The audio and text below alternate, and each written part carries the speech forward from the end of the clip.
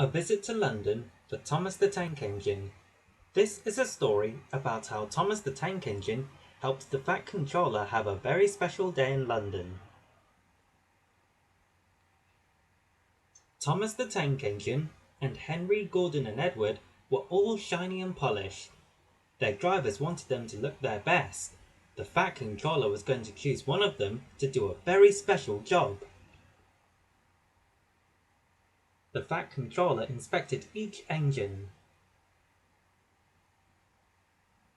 Finally, he announced, "Thomas, I choose you to take me and Lady Hat to London to meet the Queen. We must get to Big Ben at 4 o'clock for the start of her birthday celebrations." None of the engines were sure who Big Ben was, but Thomas shivered with excitement.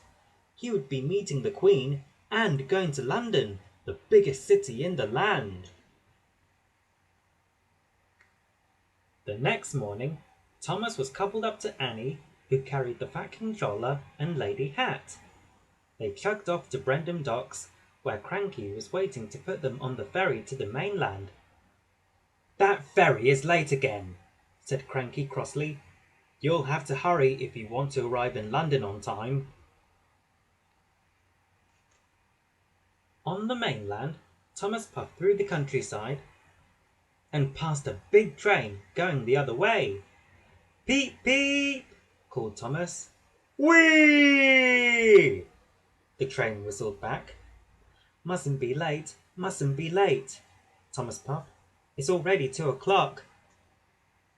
"Hurry, hurry, hurry!" he panted, as at last roofs and chimneys came into sight. "Good work, Thomas," said his driver. "We've arrived in Greenwich. That building is the Royal Observatory.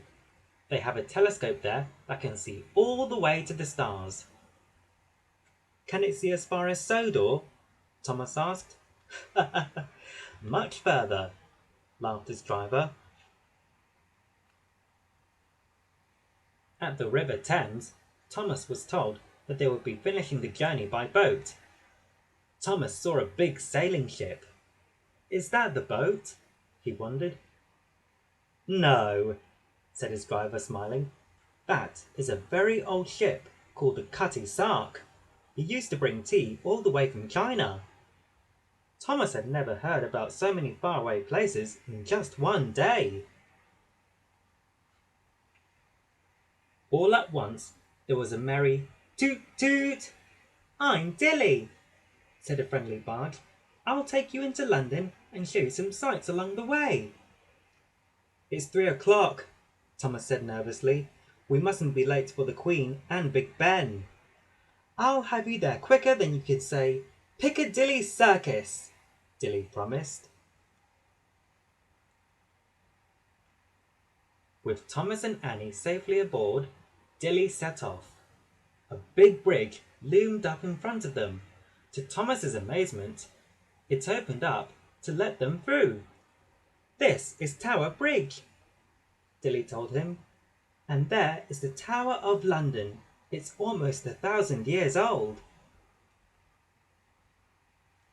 "That's the Shard," said Dilly. "It's the tallest building in England."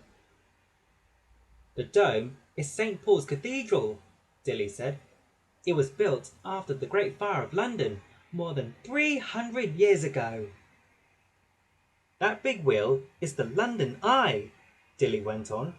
"From the top you can see all over London." "These are the Houses of Parliament," Dilly explained. "This is where laws are made.